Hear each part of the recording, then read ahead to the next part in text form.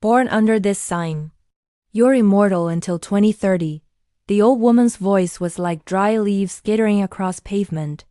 Born under Ophiuchus, the serpent bearer? Ah, child. You have a unique gift, immortality, but only until 2030. I just stared at her. The tarot cards spread between us on a rickety table. My friends had dragged me into this dusty little shop as a joke. I was a scientist, a data analyst. I believed in numbers, not nebulas.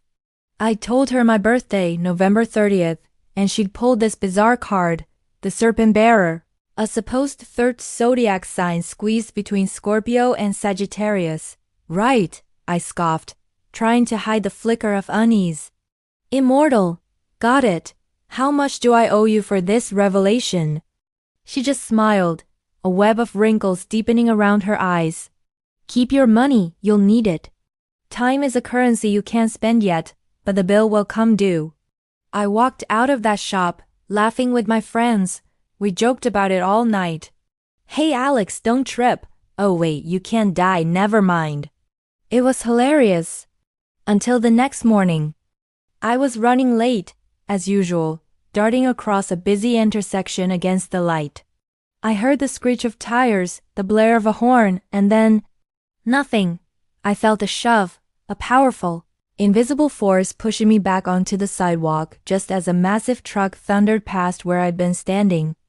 My heart hammered against my ribs. The driver was yelling, his face pale with shock. I was completely unharmed. Just a coincidence, a lucky break. My adrenaline-fueled brain dismissed it. But the incidents kept coming. A month later, a piece of scaffolding fell from a skyscraper, crashing onto the spot where I had been standing just seconds before, having bent down to tie my shoe. Then there was the faulty wiring in my apartment that should have electrocuted me, but the breaker mysteriously flipped at the exact right moment. A severe case of food poisoning that had my entire office out sick? I ate the same catered lunch and felt nothing. I stopped calling it luck. I started calling it a pattern. I became reckless. I started testing it. Small things at first. Juggling knives from my kitchen drawer. Leaning just a little too far over my balcony railing on the 20th floor. Nothing happened. The knife would always slip harmlessly away. A sudden gust of wind would always push me back to safety. It was intoxicating. The world became my playground, and fear was a concept for other people. My work, my relationships, everything started to suffer. Why stress about a deadline when I could literally walk through fire? Why worry about a fight with my partner when I had eternity to make it up? I quit my job. I pushed my friends away. I embraced a life of pure, unadulterated hedonism. I rock climbed without ropes, swam in treacherous currents, and walked through the city's most dangerous neighborhoods at night, daring the world to do its worst. It never could. I felt like a god. But then, one day, I saw a news report. A young man, a thrill seeker, had died in a wingsuit accident. His friends said he always took insane risks, almost as if he thought he was invincible. His birthday? December 1st. Ophiuchus. A cold dread, an emotion I hadn't felt in years, washed over me. I started digging.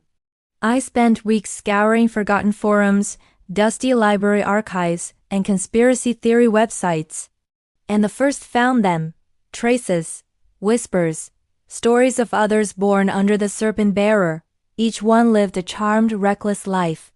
And each one met a sudden, inexplicable end. The pattern wasn't the immortality. It was the deadline. I found a faded newspaper clipping from 1950.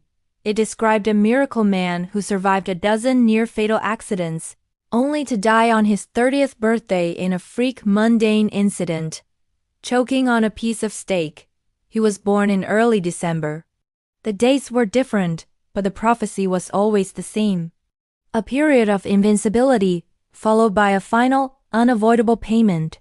My deadline was 2030. The invincibility that once felt like a superpower now felt like a prison sentence. The years I had left weren't a gift.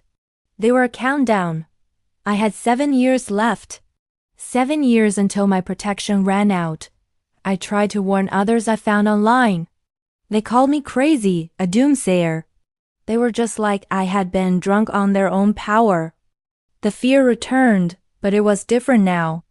It wasn't the fear of a falling brick. It was the existential terror of a ticking clock. I had wasted so much time being a god, I'd forgotten how to be human. I tried to reconnect with my family, my friends, but the chasm was too wide. I'd become a ghost in my own life long before I was destined to die. They saw me as an adrenaline junkie, a stranger who had shed all responsibility. How could I explain that I was living on borrowed time from a cosmic loan shark? My partner, Sarah, whom I'd pushed away with my carelessness, was the only one who seemed to see the change in me. The desperation. One evening, I broke down and told her everything. The old woman, the accidents, the invincibility, the deadline. I expected her to call me insane to finally walk away for good. Instead, she just held my hand. "Okay," she said softly. "Okay, Alex. So if it's true, what are you going to do with the time you have left?" Her question hit me harder than any near-death experience. I had been so focused on the end, I'd forgotten about the now. The immortality wasn't the gift. The time was. Every single second of it. I stopped testing my limits. I started living within them. I went back to my old job, not for the money, but for the challenge, the purpose. I spent weekends hiking with Sarah, not to conquer the mountain, but to see the view from the top. I savored every meal, every conversation, every sunrise. I started volunteering at a local hospice, sitting with people who were truly at the end of their time. I learned from them that a life isn't measured in its length, but in its depth. I don't know what will happen in 2030. The old woman's prophecy might be a cruel joke, a self-fulfilling prophecy born from my own fear, or it might be the absolute truth. But I've come to realize it doesn't matter. The curse of immortality was thinking that time was infinite. The blessing was discovering it's the most precious thing we have. My name is Alex. I was born under the sign of Ophiuchus, and I'm finally learning how to live, not just how to not die. Thanks for watching. If you enjoyed this story, be sure to like and subscribe for more.